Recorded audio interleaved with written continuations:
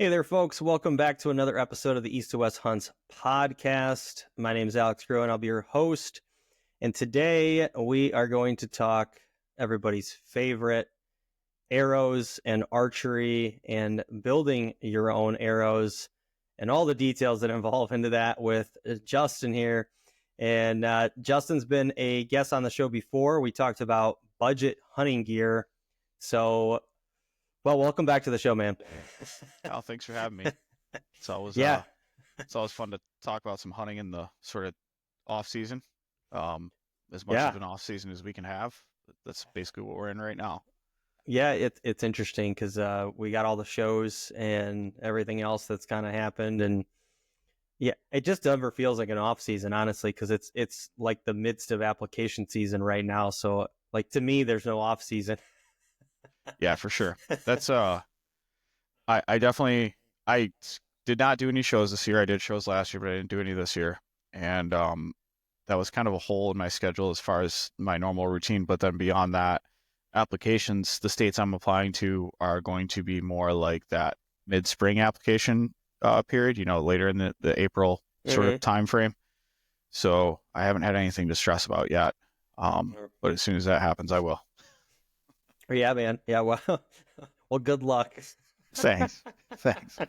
Yeah, well, the problem will be when I draw Colorado and I decide not to go again. Yeah. That happened last year, but we'll see what happens this year. So, Did you return it? I returned it to get the point and continue on. Especially, obviously, the elk draw has changed this year in Colorado, so it's all draw. Yeah.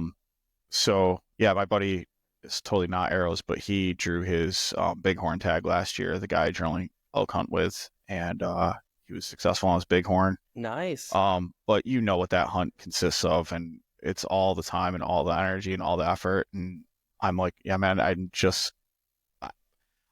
I love hunting and I hunt by myself all the time, but spending a week at 10,000 feet, kind of hanging out by myself, 1,000 miles from home was, I took that time to go whitetail hunting instead for an extended period. So, yeah, which there's nothing wrong with that either. Whitetail hunting's plenty of fun. Yeah, tons of fun. So, yeah, I'm kind of running into that same thought right now. I'm dabbling because I'm swinging for the fences. I don't know if you listened to the podcast I did on what I'm applying for this year, but for viewers and listeners, if you haven't listened to that, I'd go and tune in because I'm probably going to reference it over the months here, but kind of like dabbling into what I'm going to apply to in Colorado and if I'm going to want to hunt there or not if I draw it. So I kind of play out the same scenario you were just talking about where, if I don't want it, I'm going to return the tag and, essentially get my money back or whatever the case is. You have that option. But yeah, I have eaten tags before though too. I've drawn them and just not gone. Yeah. Yeah. It all depends on the schedule. Yeah, I 100% agree. I ate my my California blacktail tag the first year because it was just did not work out. So I ate it the second year too, but in a totally different way. So that was not being successful, ate it. Yeah. That was an attempted hunt at least. I tried to get out there and kill one. It's admirable. Yep. I like it. Well, thanks for coming on. I think this is going to be a really fun episode. I'm going to be the first one to tell you the reason that I wanted Justin on here was because I am one of those folks that, like, I have my rig put together. It's been put together for years. I haven't touched it. I just literally buy the same thing over and over again. I've used the same bow for like 12 years. Couldn't tell you any of the details to my bow. All I know is it shoots and kills stuff, and that's all I need at this point. So when people are like, what's your arrow weight? And, what's your, size of broadhead? Like, I know my size of broadhead and, the grains and all that, but like, I couldn't tell you any of the details besides like my bow's maxed out on the draw and I know my, my length, and that's it basically. So I figured this would be good because either there's going to be archery nuts that are going to want to talk about the details of everything, or there's folks like me out there that are like, oh, it works and it kills stuff. So maybe I need to upgrade my stuff, or maybe I should think about these things because I'm in a older bow which honestly, that's kind of where I'm at. I'm actually battling on like, do I want to get another bow? It might be time to upgrade. I'm sure there's stuff that's way better than what I have, and I'm sure it feels better too. So I'd be really curious on where this podcast goes with your knowledge and playing with these things. Yeah. So a little bit on that, you know, I would say early 2000s stuff. If your bow was 5 years old, there was a dramatic difference in engineering, like a dramatic difference in engineering at that time. These days, it's really tough to tell you that year after year after year, they're getting considerably better. Now, if you took a bow from 10 years ago and you shot a bow from today, you'd be able to tell a difference. Mm-hmm. But like I shoot a PSE, a 2022 Omen. Um, and I have no plans on changing out of that bow. Simply kind of the same as you. Is like I've killed stuff with it, right? I Mm-hmm. know it's set up the way I want it set up. I also do all my own archery work, like all my bow work. I do all my arrow work, all that stuff. So I'm ultra familiar with it, and it's kind of one of those things of like I know I'm not saying there's not bows that shoot with a little less hand shock or don't balance differently or aren't faster. Obviously, I mean my bow is plenty fast, but and in fact, there's like a sweet spot to probably touch base on during this conversation that I like to live in. Um, but yeah, I think you can get away with a little bit older bow with all the modern technology um, that's coming out these days, and especially with as much as kind of diving down this subject, you can tailor make an arrow to yourself, right? And let's face it, there's plenty of people out there hunting with stick bows of some sort, Mm-hmm. and they're tuning the bow and tuning the arrow to the bow and tuning both to themselves, sort of deal, and they get it done. So it really, I'm not gonna tell you need a new bow every year, and honestly, I'm not gonna tell you the flagship bow is the best bow to go out and get necessarily. My cousin's encountering that right now. Bought a flagship last year, and he bought the sort of big box version of the same bow, I would say, on sale, and turns out he liked the cheaper one better. So he's kind of going through that right now, but he's uh, sort of what brought this up with you and I is he's diving down the rabbit hole of arrows, and he's kind of always been a little bit more like you, where it's like I like these broadheads, I've had good luck with them, I've always shot these arrows, and he's on maybe a 5-year bow cycle for the past how many ever years, maybe even longer.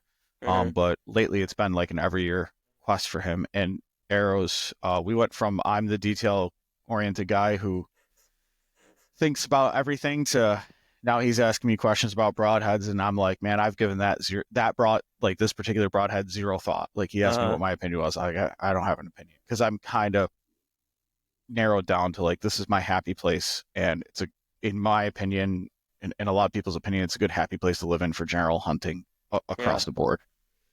Yeah. Um, I mean, that's where it's like, you got the details, and some people really like to live in there. Some people like the general aspect.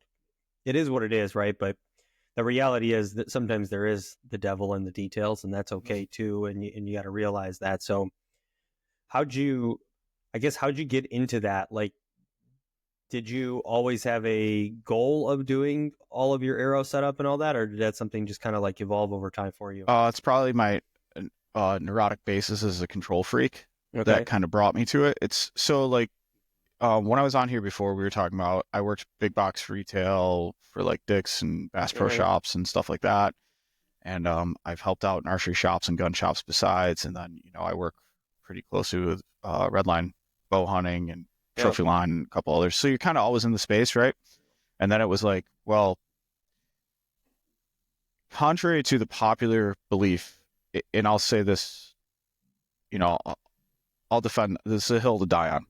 Not every person that works at Bass Pro Shops or Cabela's is an expert bow technician. Everybody who hunts a lot will say that. Yes. But in that realm, there are some, right? And I learned a lot of stuff from a lot of stuff from really good bow techs to the point that one of my buddies, Cody, ended up going out and he was building bows for a major brand in customer service and like a brand you guys would all know. And if you called, Cody was the guy answering the phone, but he was also probably putting the cams and strings on your bow, and there's probably a bunch of stickers out there with serial numbers and his name on them that guys are still shooting. It wasn't that long ago. So that guy, really kind of got me into it, and just a lot of sort of that realm of people. But beyond that, again, a little bit of a control freak. So it was like, I mount all my own scopes. I do all my own rifle work. I do all of that stuff, like everything. And then archery, as I took that on as a teenager, it was like, well, I was setting up the bows that were going up on the shelf, like just the quick, like center shot, stuff like that. I was doing all that. So it just came naturally that, hey, here I am. I'm going to be able to do this for the rest of my life. So that's what I decided to do. So from there, I kind of slowly progressed to outfitting my workspace with everything you need to basically have an archery shop at your house. Beyond that, though, I think that's probably unattainable or unrealistic for a lot of people. But I do think everything you need to build arrows is a very attainable sort of goal. Yeah. And it gives you, same way like tying flies or building bass jigs or whatever you might do as far as fishing goes, because fishing tends to be a little bit more DIY in that case. It gives you the same sort of sense of like accomplishment and knowing everything. Like, hey man, if I miss, which I miss all the time, I'd have way more big bucks if I didn't have target panic, honestly. But I miss all the time. But I know it's not the equipment's fault. It's definitely my headspace, because I do everything to make sure the equipment's right. Yep. Attention hunters, are you sick and tired of the complicated draw systems and tag applications that take place out west?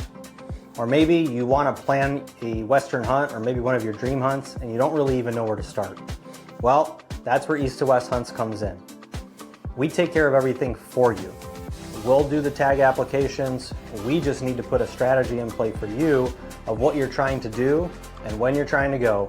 Whether it's short term, mid-term, or long term, we want to have that play and that strategy together.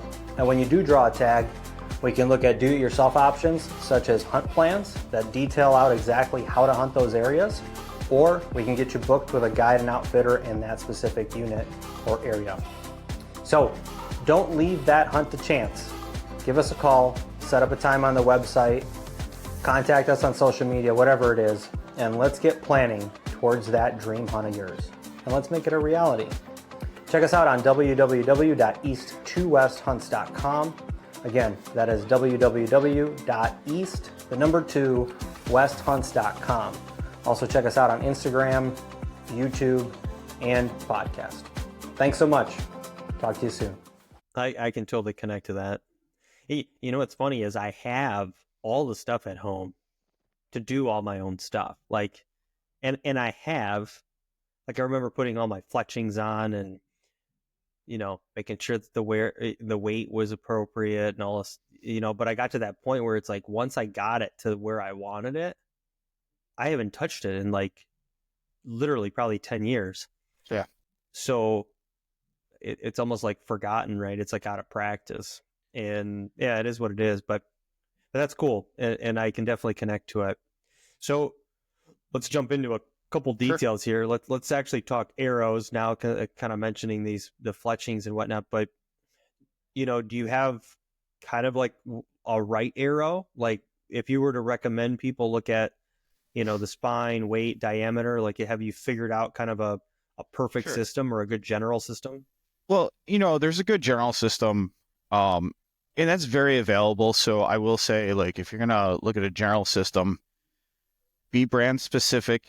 Once you choose your arrows, your brand of arrows, they're gonna have a spine chart. Most people are gonna live in that spine chart. Most people are shooting 100 grain broadhead and field point. Most people aren't shooting more point weight. This is a thing that has come around more dramatically in the past, say, 5 years, which is a rabbit hole I can take us down a little bit, because I've experienced both sides of that.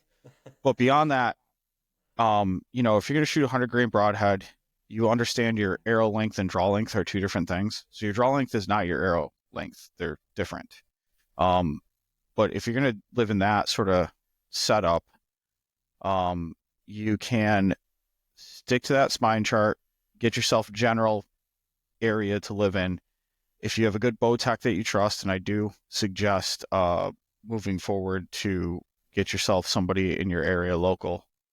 From there, what I would say is you can live in that spine chart and then fine tune down from there. So it's going to tell you something like, an Easton spine chart is different than a gold tip spine chart, is different than a Carbon Express spine chart. But it's going to give you a general. Beyond that, though, there is no consensus middle ground for everybody. And the reason is because we're all built differently. So some of us, the difference between spine, and I'm going to say this because a lot of folks who aren't as in the weeds about archery kind of go down this route. A 400 spine, a 340 spine, a 300 spine, a 250 spine, that is spine. That's how stiff the arrow actually is. The weight of the arrow is going to go in grains per inch. So a lot of people say, I shoot a 400 grain arrow. What they really mean is they shoot a 400 spine arrow. So there's not going to be one size fits all, but within that spine chart, you will find a general term that your arrow should live in, if that makes sense. Beyond that, for me, now I shoot a very typical setup for most adult men who hunt right now, which is a 70-pound draw. Now I'm maxed out at 72 pounds. My arrow length is give or take an inch and a half shorter than my actual physical draw length. So I shoot a 26.5-inch arrow, a 28-inch draw length. Like on the nose, I've tried 28.5. I didn't shoot it well. I'm a 28. Okay. And, so I'm shooting a 400, right now it's 465 grain arrow. It's doing about 285 feet per second. And that's real speed. That's actual speed. And I live in that space because to me and to a lot of other people out in the world, that is plenty enough for a whitetail, but it's also enough for an elk. It's also enough if you were to draw a moose tag, you could hunt moose with that. And I'm, nowhere near drawing that tag, but elk is not unreasonable. Bears are not unreasonable. All of those are attainable tags, right? So this is a good general hunting space. I'm going to reference somebody. If you want to get kind of in that spine chart idea, there's YouTube channel, Average Jack Archery, and he really goes into what he calls the bell curve of the arrow. So where does that general 90% of us live? And it's inside that bell curve. And when you start going to the extremes, there's wonky things on both ends that can happen, right? Mm-hmm. So I've gone down the rabbit hole. I shot really light arrows when I was younger because everybody wanted speed. And then I've shot, super heavy for me arrows. And I went back somewhere in the middle, and it's probably a little heavier than most folks because I do have a little bit of added point weight, but beyond that, it's a pretty typical arrow. I'm shooting like a gold tip hunter. Mm-hmm. And yeah, standard diameter, standard everything. I've shot both fixed and mechanical off of it. It shoots well no matter what. It's just a good general arrow. So I would say, if you live in that spine chart, you're shooting standard, all the standard stuff, it's perfectly fine to live in that spine chart and be there. You mentioned the heavier arrow that you shot. What was the heaviest that you kind of went to? 577 grains. Okay. What did you notice there? I noticed huge pin gaps, and I noticed penetration like no one's business. But honestly, I shot so I would say like my journey is like the tale of two arrows, right? And the reason I say that is because 2 consecutive years I hit deer that I did not recover. And that year that I hit the one with a pretty small fixed blade head, cut on contact, 2 blades, VPA, 150. I had 250 grains up front, shooting a 250 spine, Black Eagle arrow. And it shot bullet holes. Everything was great, but man, I probably put it a little far back, judging by what I remember from the shot and the blood I got. And it was, just before some snow rolled in, and I was blood trailing. I just did not have a good blood trail, like at all. So I think that deer, honestly, with like a 2-inch cut mechanical, probably was a recoverable deer. Now, reverse that, the year before, I hit what would have been my biggest buck of all time, at like 35 yards, which is a poke in the woods to me from a saddle. And I probably hit him a little high and a little back, and with a mechanical, and there was blood. I mean, we tracked blood for a long time, and again, did not recover that deer, unfortunately. And as I look at that, I didn't get all the penetration I wanted. So where's the middle ground of that? Well, to me, now it's a mechanical broadhead with a reasonably cutting diameter, with a little bit of point weight, and an arrow that's doing, 285 feet a second. I do believe a little bit heavier arrow, obviously carries more momentum, carries more kinetic energy, and penetrates better. But I do think the cutting diameter, especially on whitetails, can make it or break you as far as mechanical broadhead goes. It's interesting you bring that up. I know this is going to be the debate of all debates, right? Mechanical and fixed. I used to shoot mechanicals all the time. Had really good luck with them. I just had a really, really big fear of those mechanicals biting me in the butt when it came to a big animal like an elk. So then I ended up going to a fixed. And I really can't complain. And I'm obviously confident in the fixed realm, but like, have you ever had a mechanical not open? I've never had one not open. I've definitely had one deflect, but that was an old like forward deploying, actually these were those old Carbon Express mechanicals you used to see everywhere. Oh yeah, okay. I actually had super good luck with those for a long time, and I shot a lot of deer with them. But I had one where I'm sure with a fixed blade, I was aiming at the back rib, and I would have put it through probably the brisket with a fixed blade. Right. I found that arrow, and it had one broken blade, and then the other two were not. There was nothing wrong. So I think I hung that blade, and it actually kicked it out of that deer. Right. I'm not sure, but that's my assumption. Obviously, everything happens so fast you can't tell exactly, but I'm pretty sure it deflected out because of that. Got it. That being said, other than that, yeah, I probably went extreme because it would have been the year after I hit that big buck with a mechanical. I went to the fixed blade and a super heavy arrow. Like, I'm never gonna have that happen again. But at the end of the day, you got to make a perfect shot. That's all there is to it, really. I've punched through shoulder blades with both mechanicals and fixed blade. I shot a Viper trick. I mean, straight through a shoulder blade, which Yes. is a fixed blade cut on contact, but replaceable blade. Slick trick. I really like those. If I'm going to shoot a fixed blade, that's one of the fixed blades I shoot. It's a great fixed blade broadhead. They tune really easily. They shoot really well comparatively to, I don't care if it's mechanical or field, mechanical or fixed blade. None of them shoot exactly like a field point. They all do something just a touch different. It's how much is exaggerated at some point, right? Yep. But for me, out to like 40 yards, my field points, those Viper tricks, and any mechanical that I shoot all kind of stack in the same spot. So I'll shoot those interchangeably. If I was really concerned, that's what I would shoot. Mm-hmm. But I come by sort of where I live in broadhead choice also with some suggestions with some guys who've killed a lot more and a lot bigger stuff than I ever have. So, my buddy Russ, I say my buddy, he's actually my cousin's one of his best friends. Okay. Russ Carone, he shot a shearers last year in Colorado and tons of elk before that, tons of mule deer. I mean, the guy's a killing machine. You can look him up. He's been on a bunch of podcasts, been on, he's all over the social media. Shoots everything with a sever. Okay.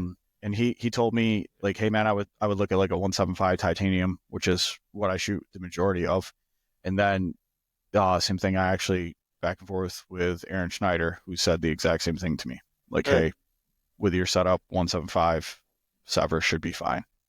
And that's not like I talk to those guys every day, but enough messages back and forth, and obviously they have enough experience. I definitely trust what they're saying. Totally. So yeah, the sever has been good. I shot my buck this year with a Grim Reaper. I was really happy with that. That's another, that is, a forward facing deployment broadhead. Mhm. It doesn't deploy like a Rage or a Sever or any of the others that are kind of out popular right now.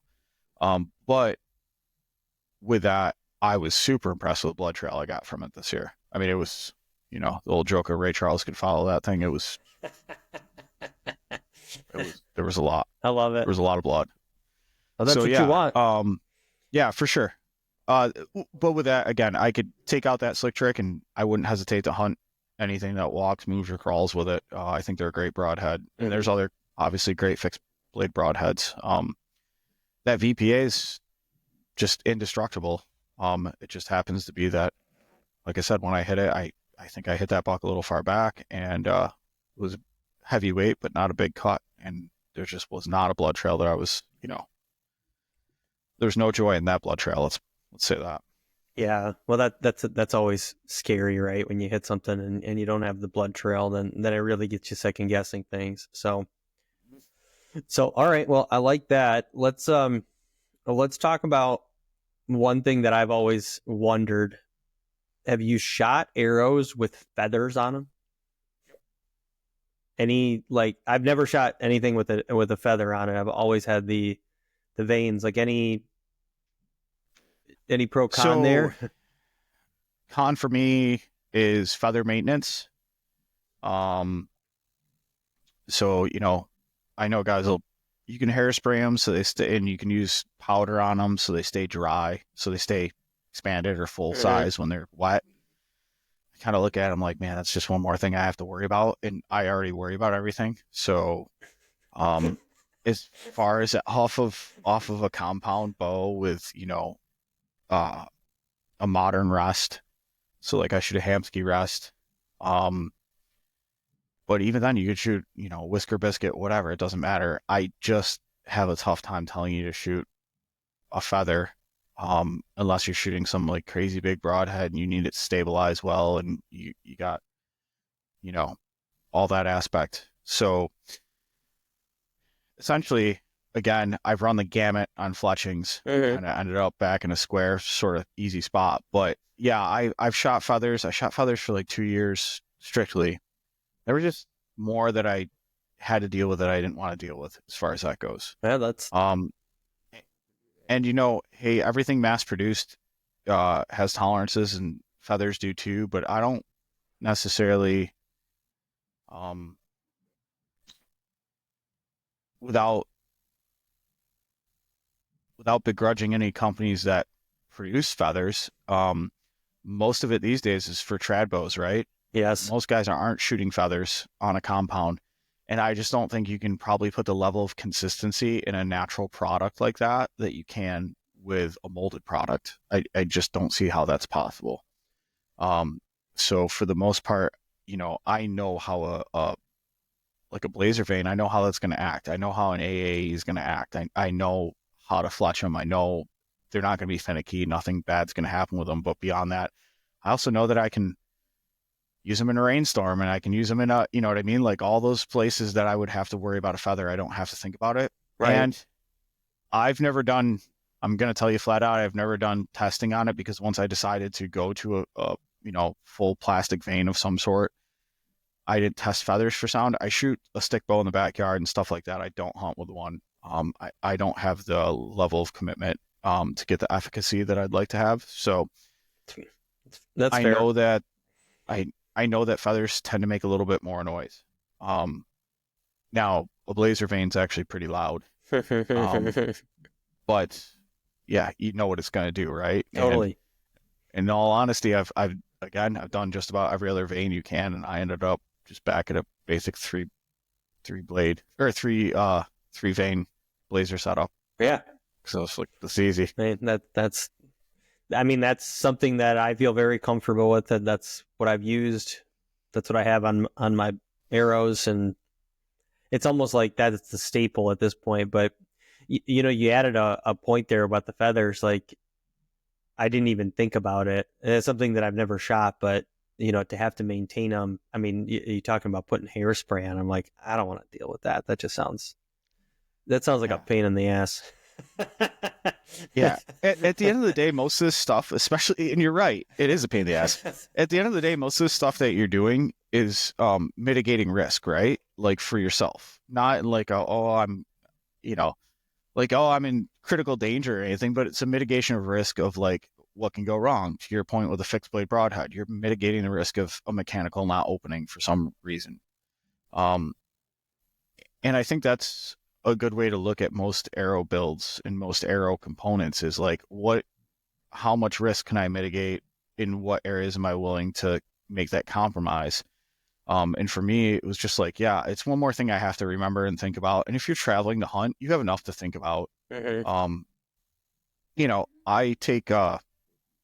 I don't actually use an arrow tube when I fly with my bow. I use like an architect tube, like they would put plans in. Okay.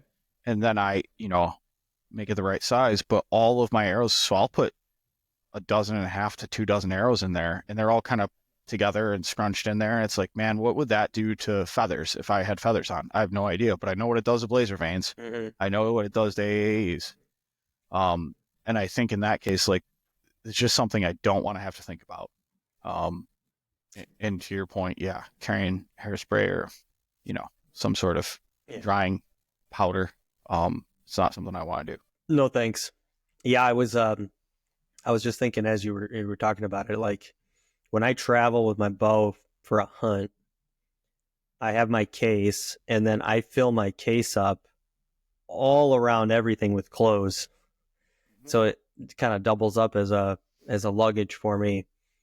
And then I carry an extra box, and it's not even an extra box, but it's one of those like plastic rectangular ones, not a circular one. And then I have another like 6 arrows in there, and that ends up going in my main like luggage or whatever the case is.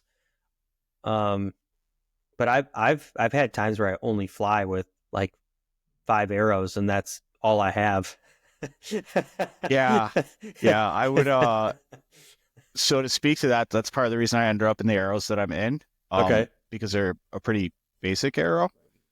But beyond that, so this year, I hunted for 2 weeks straight out of state, and when I flew to do that, I brought, I think 1.5 it was, arrows, and my buddy lost like 3 arrows in the first day. One bounced out of his quiver. He took a shot at a deer with another, and blah blah blah. He had like 2 arrows left, and then 2 that didn't have nocks or something to that effect.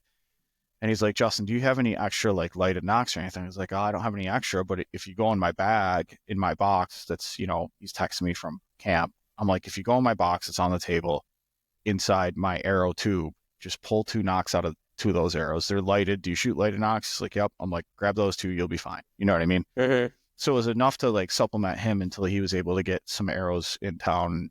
He had to drive 45 minutes or an hour or something like that to get more arrows. So, but that kind of brings me to the point of where I live in my arrows is I shoot a pretty normal general arrow. Because I know that those components and everything about it, I can go get at a big box store if I had to get something comparable. I can, drive into a town. I don't necessarily have to go to a bow shop to buy an arrow that's roughly the same. And if worse comes to worse, I could absolutely, if I was in someplace, I could order it and, Amazon, I can order all the stuff I use on Amazon and have an arrow that I build out in a hotel room or at camp if I had to do it, if I really, really had to do it. Yeah. No, that's smart, man. What arrow are you shooting? So I shoot it's just a gold tip hunter. Okay. And there's the XT and then the basic hunter. I shoot the basic hunter. And I'll tell you, for people that, you really get in the nitty gritty of like a tolerance of 0.001, 0.003, and 0.006. Those are your general tolerances for most arrows. That's a 0.06. They're all run off the same. They're run off the same run. So it's a tube of, carbon. And all they do is they sort those arrows by the tolerance. So the general tolerance. So 0.001, 0.003, and 0.006 probably all got cut from the, roughly the same length of tube on the same machine. But then when you break it down, they sort them by the tolerance. So, that 001 was a very straight section of that same tube that 006 was cut from.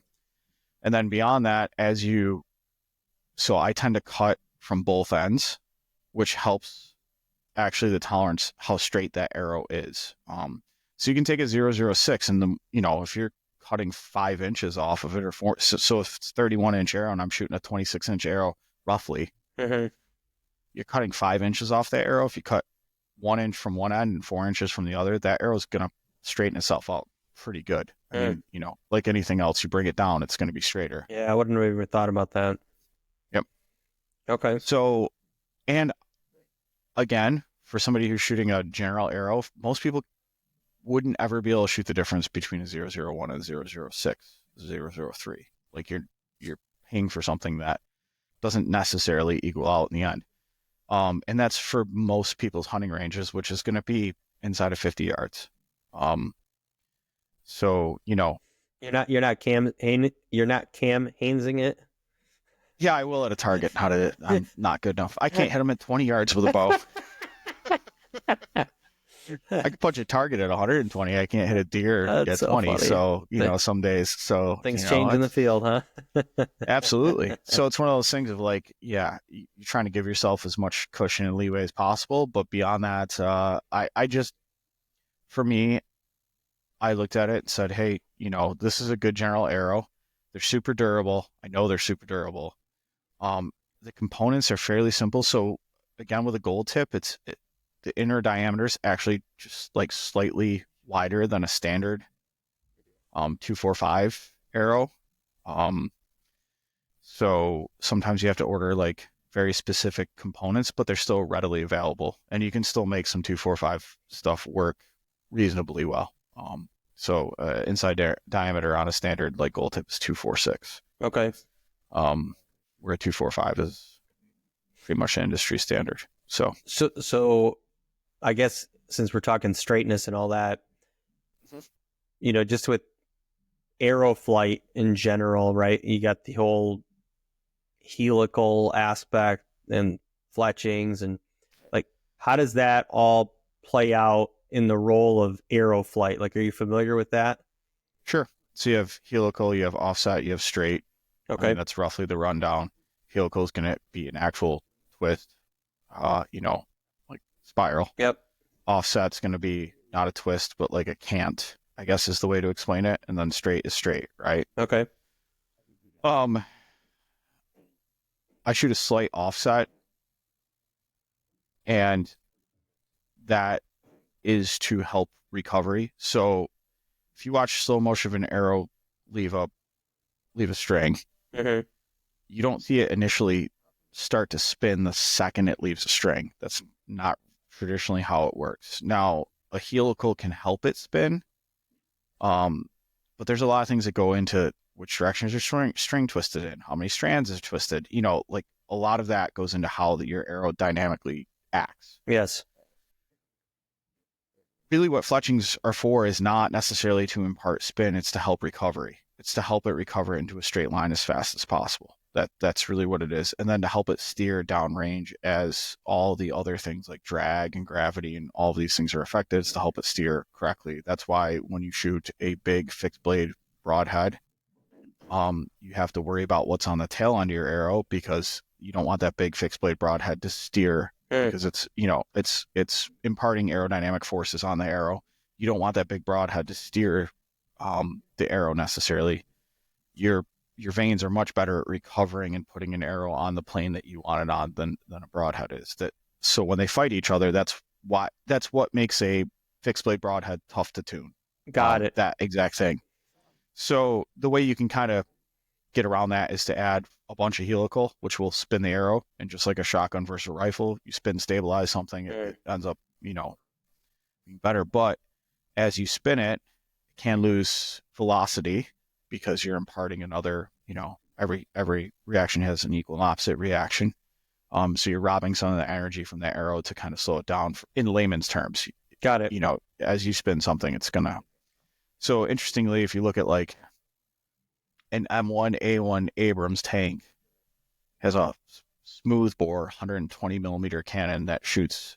There's no rifling in it. Mm-hmm. And what it does is it sends certain rounds, certain projectiles downrange in a sabot or a sabot, depending on what shotgun range you come from. But that's what it is. Same thing. And that round has its own fins to stabilize it once the sabot leaves. That's how it does it. A bow is very similar to the same thing, right? Yep. So you can spin stabilize something. Again, if you're shooting a big fixed blade, that's probably the way to go.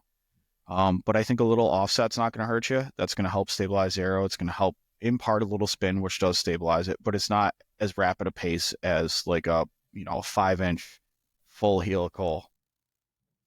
Either fletching or feather would definitely spin it a lot faster and begin the spin a lot sooner. But a straight fletching, like you can totally shoot that. It's going to be fine for most people. Mm-hmm. I think people get way too in the weeds with what is my arrow doing?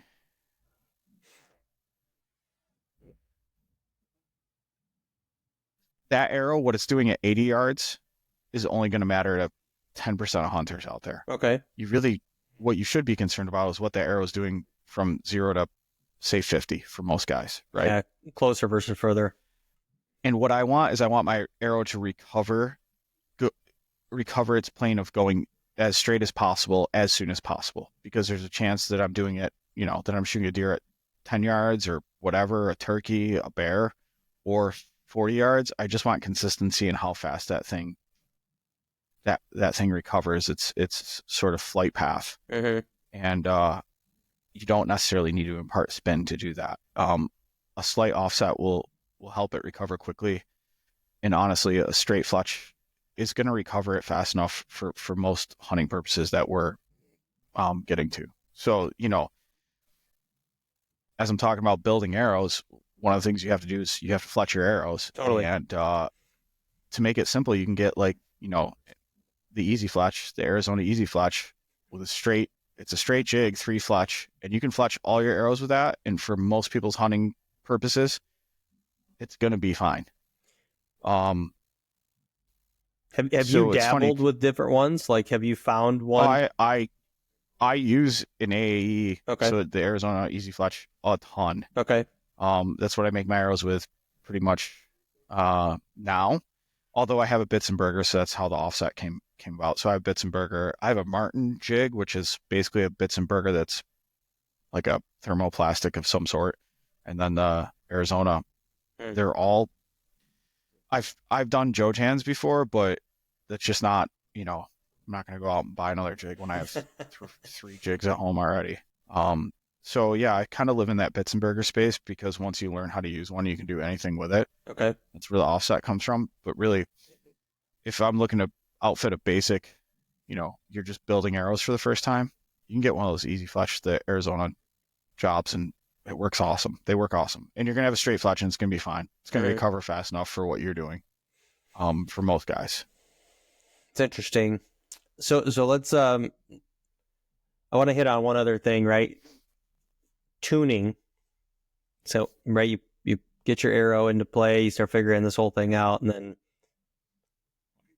this is just more on my personal experience, right? But then you go to the range and you start shooting and you're like, okay, well, I got this thing on. It's hitting the target. I'm good.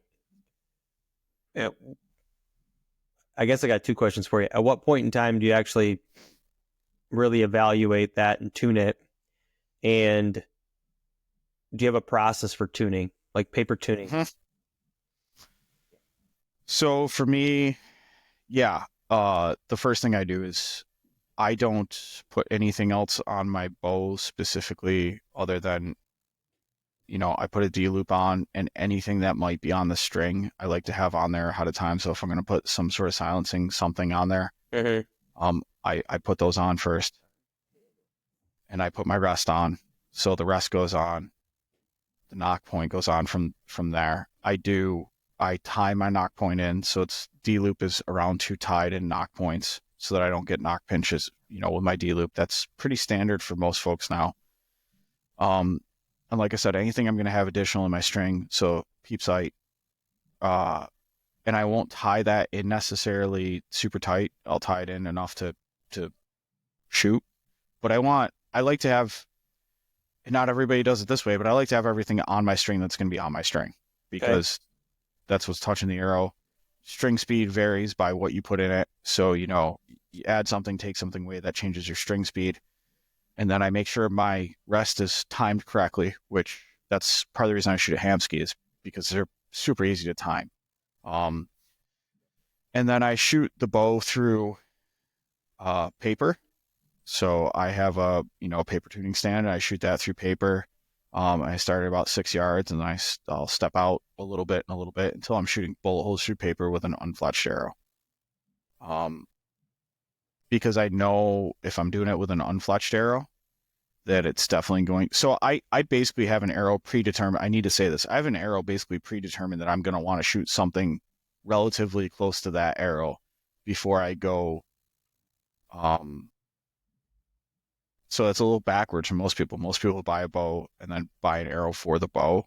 I have an aerospace that I like to live in, as far as like, I want it to weigh roughly this much and I want it to go roughly this fast. And with modern setup, it's going to be so for a modern setup, I like a 50 grain insert on a 300 spine arrow. I'm going to shoot. So a lot of times what I'll do is I'll add a little duct tape to the tail end, so I get some duplication of the weight I would have from fletchings or whatever. And then I'll shoot that through paper with the so I use an old lighted knock that just is dead, because I want the physical weight of that arrow to be applicable. And then I shoot that through paper until I shoot a bullet hole as close to a bullet hole as I think I can get it. And a lot of that's imparted by me too, right? Like, am I tired? Have I been shooting 50 arrows today? Like 2 seconds before that or whatever. So I try to be somewhat cognizant of all these factors, but I shoot a bullet hole or as close to it as I think I can get it. And then from there, and that's mostly rest tuning. Sometimes there'll be some yoke tuning. It depends. Obviously, it all depends on the bow, and tuning is a whole different animal. We're not talking about tuning today, because that could be its own thing. Totally. But from there, using the general parameters to which people tune a bow, I'll tune it down to shoot that bullet hole as close as I can get it. And I'm not concerned about necessarily tuning the arrow, because tuning the arrow is different. A lot of guys will knock tune. I used to do this, knock tune. So you're physically turning the arrow with the knock inside on the string until you're shooting a bullet hole with every arrow. Now, I've gone that far, to that length, because each arrow's spine, dynamic spine, is slightly different. It bends in a slight different way. So I've done that too, and you can do that. It's worth it if you have the time, I guess. But beyond that, so I basically just tune it to a bullet hole in paper at varying distances, and then from there, I will shoot fletched, make sure nothing changes. Generally, nothing does change, because if you're shooting a bullet hole with an unfletched arrow, you're definitely going to shoot one with a fletched arrow for the most part. Especially if you duplicated somewhat the weight on the tail end. So all that being equal, I do all that. And then from there, I will do what John Dudley calls French tune. So basically, you're taking a vertical line down your target face, and you're shooting at the line, as opposed to a point or a dot. Because as you back up, so at 20, 30, 40, 50, 60, 70, 80, your ups and downs will always change, right? So at this point, I do have a sight on there. It might have a pin on there at 20 yards. I've sighted in, give or take, at 20 yards, like to my comfort level. And then from there, knowing that I'm hitting dead on at 20 yards, as I step back, your rights and lefts will be noticeable. So I'm only shooting one pin, maybe a 20-yard pin at that line. That's why I use a line and not a dot, because your rights and lefts are going to be noticeable as you step back. So if you're consistently hitting, to the left, to the left, to the left, then you have to, as you move back, you have to finish your tune out. And generally that's going to be some sort of like what people call broadhead tuning, or moving the rest incrementally, or knock point, so on and so forth, doing those adjustments from there as you're using this method called French tuning. So that's the way I do that. And then, that's pretty in the weeds, but yeah, that's definitely in the weeds.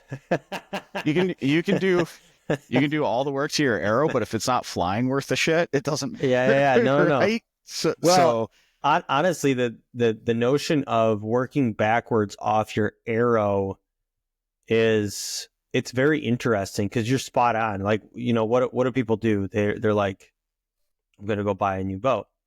Like, that's all you hear about. You never hear anything about the arrow. And even for this discussion, it's an interesting discussion because we're framing it off of the arrow, right? Like when the conversation was even to do this topic, it was based off of the arrow build, not the bow, right? And I think the bow is it's a sexier conversation per se, because who doesn't like the new fancy thing that comes off the line that everybody's advertising, but right. the consistency of the product that's being flung out of the weapon is important. It's just like, how much people put into that load development in a cartridge, So yeah, it's really interesting. That definitely had me kind of thinking as soon as you were talking about it, because you were talking bullet holes, and you said basically just the arrow shaft. You don't even have the fletchings on there. Yeah. So well, because if you're spin stabilizing it, or you're stabilizing it coming off your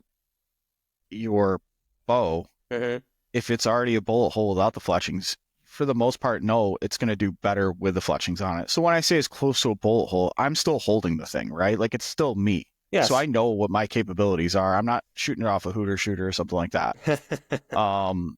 So yeah, I get as close as I can, but it's kind of more like a traditional archery sort of way to think about it. Is a lot of times you're sort of starting with an arrow and then tuning it back, right? So there's a little bit of cutting involved there, and I'm not saying there isn't with me, but I have a pretty good idea of what that arrow is going to end up being. So I just start there. It's probably not the way to start a kid. You're going to look and say, hey, your bow is tuned to whatever, an eastern axis at this length, and it's fine, and that's good. And that's fine for most people. But if you're going to ask me how I got in the nitty gritty of doing the arrow, I really have an arrow in mind as I'm setting that bow up. And if it shoots that arrow well, it's going to shoot just about anything well that I'm going to shoot for the most part. But at the end of the day, you don't throw your bow out of the tree stand at a deer. You don't throw your bow at an elk at 80, 60, 70, 50 yards. You're shooting an arrow at them. The arrow is what matters. Sure. The arrow is the thing that's going to kill the thing.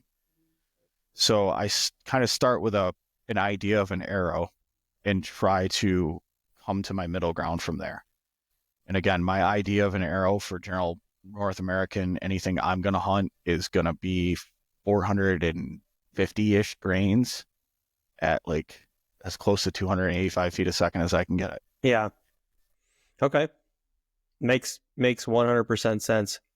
I think the last part that I really had down that I really wanted to ask you, I had a few questions here. Sure. But, kind of walk me through like the whole from start to finish, everything that I would need essentially to do this process, right? Like what would I need to go buy to set up my own arrow? So it can be as simple as like an arrow saw and a fletching jig. Okay. It can be that simple. I suggest a little bit more than that. So some things I have that I suggest you get. Some sort of arrow squaring tool. So you need a saw. Yep. You can spend as much or as little as you want, I would like to say, because Big Jim's bow shop, he makes stick bows. I think they sell an arrow saw for, I haven't looked in a while, but it was like $50-$60 last I looked. Okay. You can get like an Apple or something like that. I think my arrow saw was about $120. Okay. It's a one-time investment. Once you get it, you got it. Yep. Yeah, I can't see and that. You're done. Something you're going to constantly go through. Right. So you got to maybe replace blades once in a while, but that's pretty rare too. So you get an arrow saw. You have to have one of those. If you have an arrow saw, you have to have some sort of way to square your arrow. So there's a lot of things you can get. There's a lot of arrow squaring tools. You can spend as little. This is one you can spend as little or as much as you want. You can go on eBay and get a arrow squaring tool that's 3D printed. I think they're like $20, and you just square the end of your arrow. So literally, you just take it, put it up against a piece of sandpaper, and you roll it, and that's what squares it off. Your knock so on my arrows, it's both knock and insert fitment. Okay. Because I cut from both ends. So as I do that, I square both ends. And then if your knock's not square or your field point and broadhead aren't square as they fit into the shaft, as far as the actual insert fitment, your arrow's not going to fly well and it's going to be wonky. So you square it. Those are pretty inexpensive, and you can actually, especially in probably if you're going to shoot mechanical, you don't even need that next thing, which is an arrow spinner. Again, they're pretty inexpensive, but it's ball bearings. Put the arrow on it, you spin, you make sure the arrow's spinning true. You can put a piece of paper up or some flat surface up, spin the arrow, and you can watch as long as the point stays in the same spot and isn't wobbling all over as you spin it. It's going to fly pretty square. It's going to fly pretty true. So that's something you might want. And then from there, you would have to decide whether to buy, what kind of fletching jig you want. And they're going to run you somewhere between $40 and $120-ish. And, you can do anything. Like I said, if I'm just building arrows for the first time, I'm probably going to go get that easy fletch and be done with it. It's super easy. You can build them pretty fast. 3 fletchings at one time. You don't have to really worry about it. You put it in there, jam it shut, and let it sit for a few minutes. And I've built dozens and dozens of arrows with one of those things. Yeah. Bitsenberger, you have to learn how to use a Bitsenberger, but once you learn it, it's pretty self-explanatory. And from there, you can set up 4 fletch, 6 fletch, whatever you want to do. So you need a fletching jig, you need an arrow saw, you need something to square your arrows. You don't need a spinner, but it's preferred to have one. And I like to have a grain scale that is actually set up, like a last chance archery. That's what I use. Just arrow scale to see how much my arrow weighs, because I want to make sure that every arrow I'm shooting is consistent. And I keep a small toolbox with just some basic, tools and fletchings and knocks and all that stuff kind of at my bench at all times. Got it. Yeah, I still have I feel like I've had it forever. It's a boning fletching jig. Yeah, that's basically the same design as like a Bitsenberger. Yep. It really is. Yeah, it's yeah, they work great. That's what I mean. Like any of those they're fine. Mm-hmm. You're not. Again, this is not a conversation for somebody who's getting in the real weeds of building the exact arrow for the exact species for the exact. If we're talking general arrow use, yeah, all that stuff is great. It's just like you can dive down the rabbit hole of having a super heavy FOC arrow. That takes all different components. That takes all different epoxies. That takes all different. Your arrow's not really meant for that stuff. So there's a lot of like room for error in that, and you're always correcting for something that wasn't really ever meant to happen. So got it. You can dive down that rabbit hole forever, but yeah. I feel like you can go down a rabbit hole on anything. Well, and that's what makes this fun. Totally. That's what makes this really fun is, yeah, we could probably sit down and spend an hour talking about broadheads and an hour talking about inserts and an hour talking about arrow shafts, an hour. So like, again, I shoot a standard diameter arrow because it's easy. Mm-hmm. And I've never had a reason. I'm not saying there aren't reasons. Penetration's a reason. Deflection and wind is a reason. Those are all reasons to shoot micro diameter arrows. They're typically pretty tough because you don't have a huge surface area, but the arrow's spine and weight have to be the same. So you have a thicker wall diameter on a micro diameter arrow, if that makes sense. Yeah. Physical wall diameter. So they tend to be pretty tough and stuff like that. That's all awesome. Again, I've shot a lot of stuff with gold tips and had them bounce off rocks and trees and everything else, and they've always been a pretty tough arrow. So yeah, you feel I confident. didn't have a reason to do that. Yep. Just pure, simple, easy. Yeah. I like it. Okay. So if we were to kind of, in summary, put to play your entire setup. We know you mentioned your arrow, but take us through kind of start to finish. What are you shooting on Sure. an everyday basis with your broadhead and the weight and all that? Absolutely. Everyday basis is a 100-grain mechanical of some sort. It tends to be Severs. If I'm whitetail hunting, I'm using their 2.0s. If I'm hunting something else, I'm using their 175s. 2.0s, I like a little bit bigger cutting diameter. I'm not terribly worried about under penetration with a whitetail. When I went to, hunt elk or maybe a black bear, because I had black bear tag at the time, I'm looking at, a lot of guys will actually tell you to shoot a big mechanical for a black bear because of the lack of blood with the hair and all that good stuff. Mm-hmm. But I like I decided to go to the 175 for a bit smaller diameter, but probably a little bit more penetration. So obviously 1/4 inch difference there, right? And I would not hesitate to shoot a whitetail with one of those either. So something to that effect could be a rage. I prefer,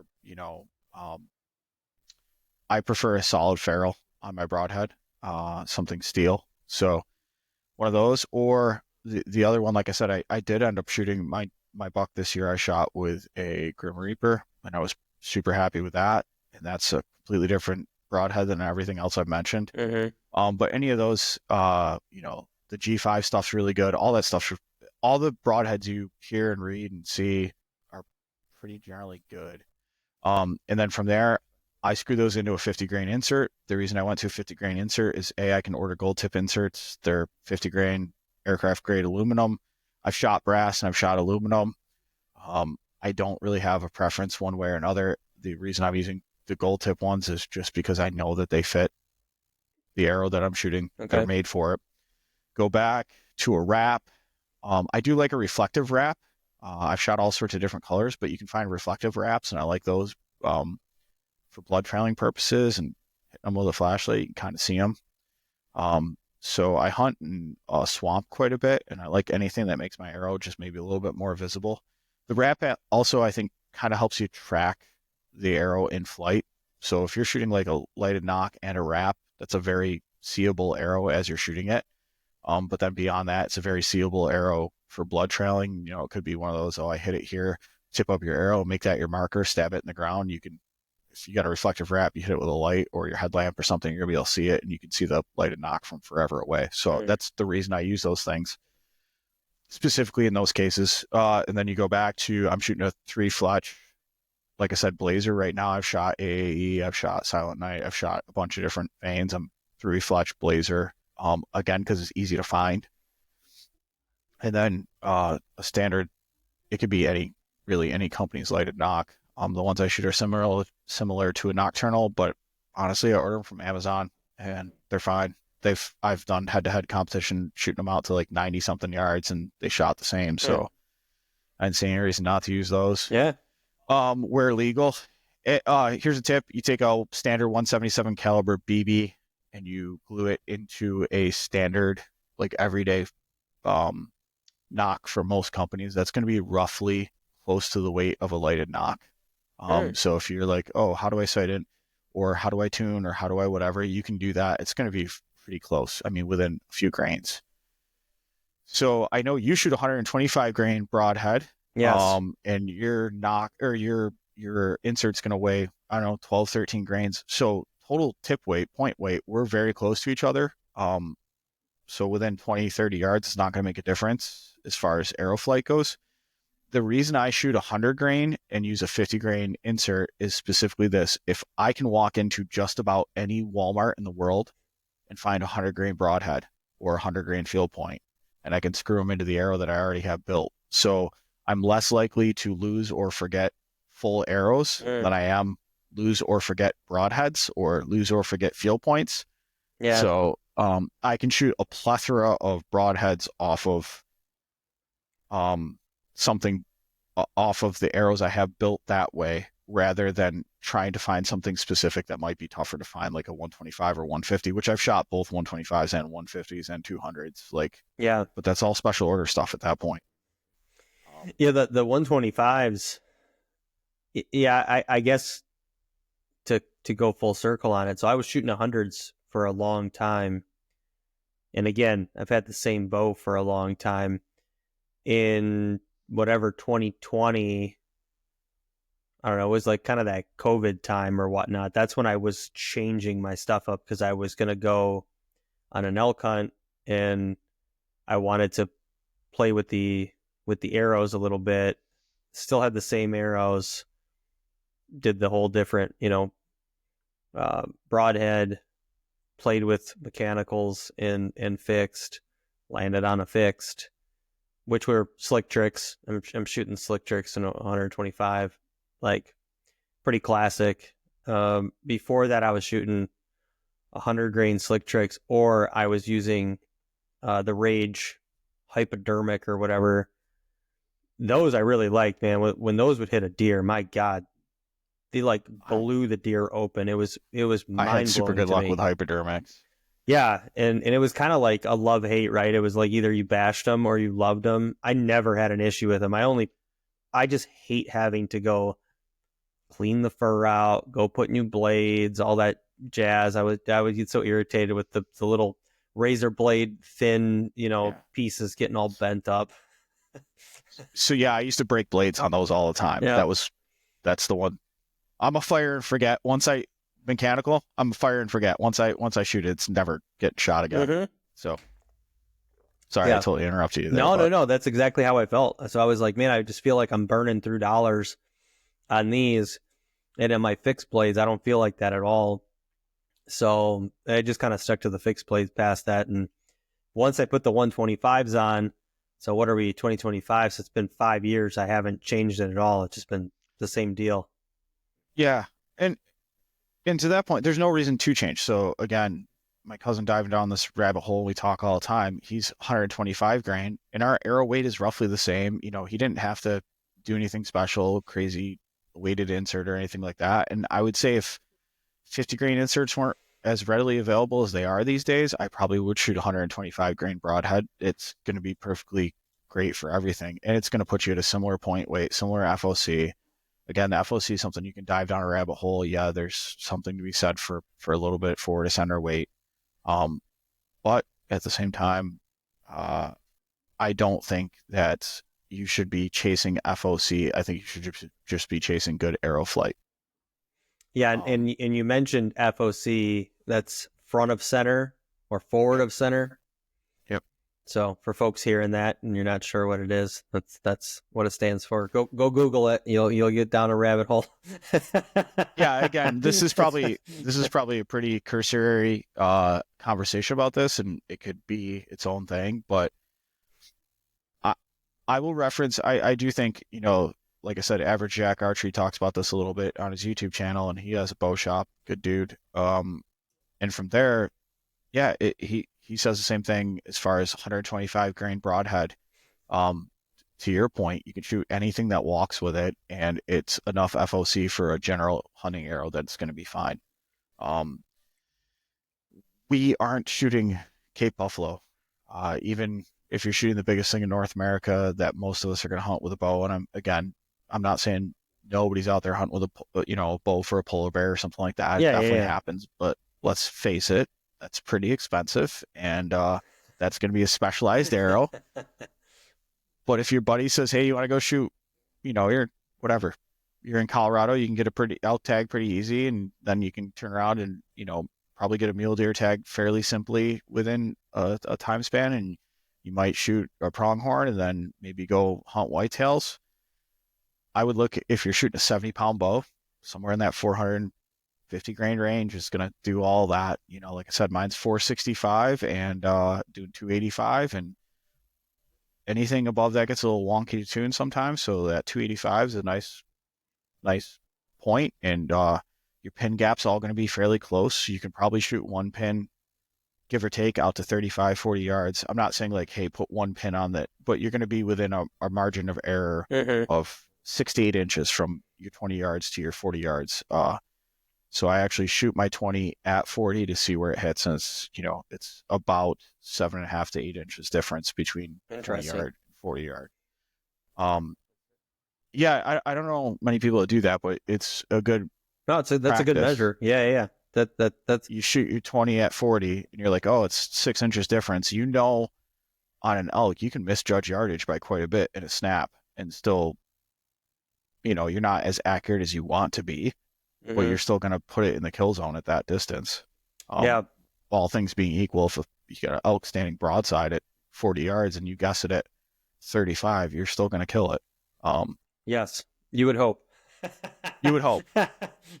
You would Knowing hope. my shooting, I'd probably shoot over its back, but well, I think you're adding a good point though of experimenting, right? Like what you're talking about too is like you can tell that you've actually spent a lot of time behind your bow and you've practiced a lot because you're really playing around with different scenarios. So I think for anybody listening or watching, like that's what I'd encourage out of this is like get behind your bow, practice it enough, play with it, because yeah, you're right. Like not many people would be doing that with the yardage aspect with your pin, but that actually makes total sense to me as far as trying that out, because that will tell you a lot and it'll actually make you feel way more comfortable behind your bow because you're not going to be sitting there worried about every single pin all the time.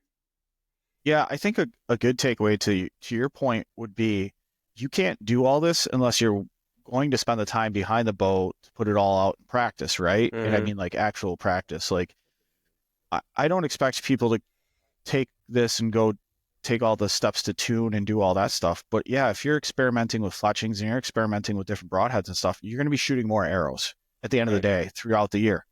And the same thing goes, yeah, you're checking your pin gaps to see where that stuff is. You're going to be shooting more arrows. The other thing I would suggest doing is everybody has a cell phone these days. Go out, get a tripod or whatever, lean it up on a coffee cup. I don't care what you do, but take some time to video your own shot sequence. So you're not only going to notice things in your form, but you're going to realize how long it takes you to shoot an arrow. So makes sense. My shot sequence is roughly between 12 and a half and 13 and a half seconds. If I fall in that, I'm going to shoot an accurate shot.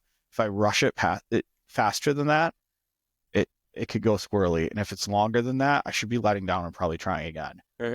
But my comfort level of shooting an accurate shot somewhere between 12 and 14 seconds. That's how long it takes me to actually shoot an arrow.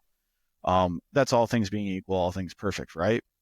But if you kind of build your shot sequence and video that, you're going to know really quickly how long it takes and what, kind of what your checks are. What are you checking before you shoot? And those things all matter. And those only come with time behind your bow, like you said, and doing all of your own arrow building or taking some aspect of arrow building, even if it's just fletching your own arrows or cutting and fletching your own arrows. You're really going to hit it and spend some time because you're putting the time in. You got to shoot those arrows anyway. So it's all reps and you're practicing the whole time. Yeah, I love it. That's a really, really good takeaway. And it's simple in concept too, so we're not overwhelming anybody. Yeah, no, follow your spine chart, pick a broadhead you like, make sure everything's square, go shoot your bow a bunch. And if you're going to build your own arrows, yeah, you're going to shoot it anyway and have fun with it. Because that's, at the end of the day, for almost all of us, with the shots most of us take, all this stuff works. Yeah. So just have fun shooting. Yeah, well, and yes, at the end of the day, I was going to say you just want to have fun and enjoy it. So I think that's the key component to it, right? We're doing this because we love it, and we're getting into the weeds on it because it's exciting and there's some cool stuff to do, and you want to perfect it if you really are a detailed human being. Let's put it that way. So cool, man. Yeah. And it is, remember to have fun. This is I don't know, one more thing is this past year, I'm a closet WWE fan, but more like old school than new school. Have you been watching it? I just watched it last night or 2 nights ago with my family, and I was just like, oh my God, they brought all like the old school stars back because I have not been in tune for years. Yeah, same with me. I was kind of like, early and then Attitude Era, and then I kind of lost track through college and stuff like that. But my couple friends are really into it still and stuff, so I'll entertain it once in a while. But yeah, so what I did is just to make sure to remember to have fun is I wrote a finisher on all my hunting arrows this year. So like one might say like Sweet Chin Music, and one says the Rock Bottom. And Oh man, I'm trying to think. I killed my buck with hold on, it was the Razor's Edge, Okay. actually. So it's something stupid, but it's fun, right? Like totally. it is supposed to be fun. So you can have fun. If building arrows drives you crazy, it's way too much detail and you don't want to do it, and you don't think it's fun, don't do it. Just go buy them at a big box store, or order them from your local archery shop, or whatever you have to do. Mm-hmm. You can kill deer or elk or moose that way, or bears or whatever. But at the end of the day, I find this involves me in my hunt more. It involves me. The whole process of building it is something that's a little zen to me. Like I know if I'm out building arrows, I really have to take my time, pay attention to what I'm doing. And then beyond that, it helps me get behind my bow and have fun. And I'm able to do stuff like wacky colors, fletchings, and, all sorts of stuff, and write my finishing move on every arrow. And it's really supposed to be fun at the end of the day. And that's a big chunk of why I do this, is because it does provide me that release and that fun. Yeah. It should de-stress you, not stress you, right? Right. If it stresses you out, don't do it. So good. Well, any other last minute tips for folks as we kind of bring this one to a close? No, I think my thing would be, hey, if you've shot a bunch of stuff with the same arrows and they're working for you, don't listen to this and think you have to go out and change anything. And the other thing would be, with all of the educational materials out there these days, nothing on your bow or your gun or any of your hunting equipment is impossible to figure out how to do. It's a question of, time and money investment. Yeah, sometimes you need some special tools and stuff like that. It's just not worth it. But if you're willing to take the time to learn how to do this, it's all attainable. And you can be, I think the more comfortable you get behind your bow and with your equipment, and the less questions you have, the more confident you can be when you go out and hunt. And that's really what all of this sort of DIY gear stuff is about, is being confident when you go out and hunt, making it as simple as possible. And all of that stuff, confidence and simplicity, leads to success normally. So it's one less thing to worry about. It's one less thing to be hassled about. And you can have your stuff dialed in way before the season. So when every other guy's going into the bow shop trying to figure out what to do, you're already done and you're good to go. And you've been putting good reps down range the whole time. Yeah. Having fun doing it. Well, it's going to be that season pretty soon. It's going to get warm out, and it's going to be time to start ripping arrows down. For sure. Love it. Well, great conversation. Really, really good thought-provoking pieces here. I know you got me thinking about some things, and I don't know. I thought it was very valuable. So hopefully to the listeners and viewers, I hope you appreciate this episode, and it gets you thinking about some things, whether you're getting a new bow or reverse engineering it off of your arrow. But, more to come on that, because I think we could totally evolve this into an even more detailed episode in the future. But Justin, I got your contact info and all that. Anything new as far as where people to follow you or to get a hold of you? No, it's pretty much the same as last time. Okay. Pretty much, if you really want to look for me, you can find my name on all the socials. And beyond that, where I write is all pretty available. Again, you just Google Justin Hunold and outdoor writing, and something will come up. But yeah, I'm open to chat with anybody that wants to know more about it. I know this is very cursory and there's some really in-depth topics, but it's all pretty simple once you really break it down and take each piece as it comes. So again, I just encourage people to have fun with it. And if you think building your own stuff is fun, this is a great way to kind of involve yourself more in your hunt. Yeah, no, great ad. So folks, reach out to him if you got questions. I'm sure he's more than open to assist, as he mentioned. I'll give my little spiel here as well. If you are interested in getting a hold of me for tag applications or hunt planning, it is that time. We are about to have the floodgates open for the spring here with a lot of different states. So if you need to get that tag application strategy rolling, this would definitely be the time to do so. Head over to the website. That is east to the number 2 westhunts.com. Go ahead and hit that free consultation button, and let's get booked for a 45-minute session to chat about if I could help you and how I can help you. And the other one is, if you want to follow along, go head over to YouTube, which is East to West Hunts, or go to Instagram at East to West Hunts. And lastly, got some new swag. So head over to the website, check out the merch over there. I'm actually wearing one of them right now, which is a nice little hoodie here with the logo. And I got it in bright orange because just couldn't find the orange that I liked. And not a lot of brands had orange, which is really weird. I just don't understand it. But I got them in green, black, and orange. I got some hats and some other goodies. But go ahead and check them out. Show some support if you want some goodies like that. And just remember to scout, hunt, and repeat. Thanks. We'll see you on the next one.